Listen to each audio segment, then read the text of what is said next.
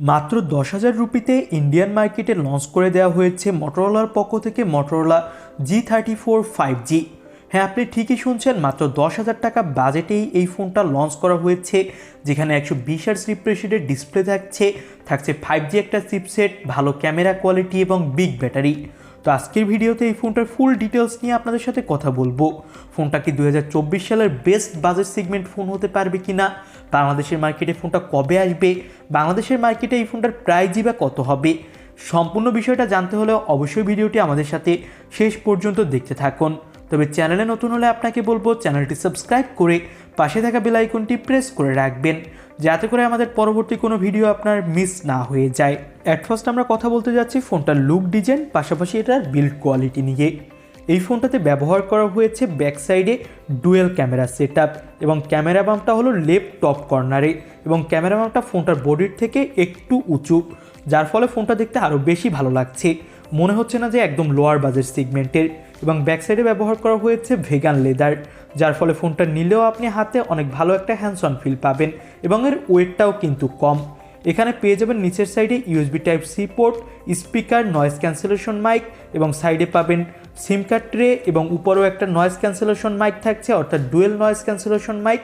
এবং এই ফোনটাতে থাকছে লেফট সাইডে পাওয়ার বাটন, যেখানে ফিঙ্গারপ্রিন্ট সেন্সরটা থাকছে। এবং এই ফোনটাতে সামনে ব্যবহার করা হয়েছে একটা মিডল পাঞ্চল কাটিং ডিসপ্লে, যেটার সাইজ 6.5 ইঞ্চি মাপের এবং এটা HD+ রেজলিউশনের, আর এর পিক ব্রাইটনেস দেওয়া হয়েছে 1600 নিটস এবং এখানে পাবেন আপনি 120 হার্জের রিফ্রেশ রেট এবং এই ফোনটার চিন বেজেলসও কিন্তু অনেক কম। এবার ফোনটার প্রসেসর কোয়ালিটি নিয়ে আপনাদের সাথে কথা বলবো। ফোনটাতে কোয়ালকম স্ন্যাপড্রাগন 695 5G চিপসেটটা ব্যবহার করা হয়েছে এবং এই ফোনটা দুইটা ভেরিয়েন্টে পাওয়া যাবে, একটা হলো 4GB 128GB, অন্যটা 8GB 128GB। এখানে কিন্তু আপনি অনেক ভালো স্মুথ গেম প্লে করতে পারবেন।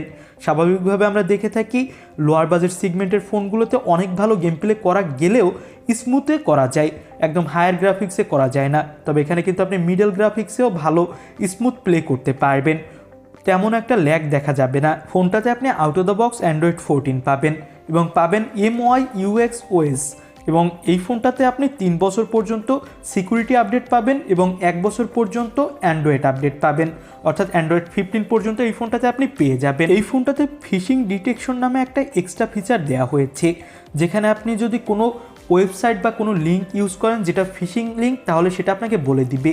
ফোনটাতে 50 মেগাপিক্সেলের প্রাইমারি ক্যামেরা এবং 16 মেগাপিক্সেলের সেলফি ক্যামেরা পাবেন, সাথে থাকছে 2 মেগাপিক্সেলের একটা লেন্স।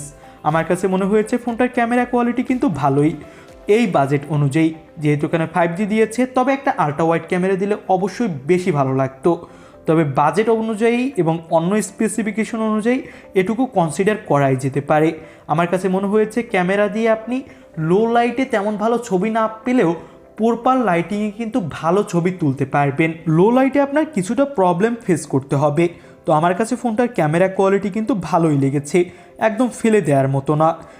এর পাশাপাশি আপনি যদি গেমিংয়ের দিকটাও বিবেচনা করেন তাহলেও ঠিকঠাক আছে, কারণ গেমিং এর পাশাপাশি আরও যে আমরা ভালো ক্যামেরা কোয়ালিটি এক্সপেক্ট করব, এটা বেশি হয়ে যাচ্ছে একটা কোম্পানির কাছ থেকে।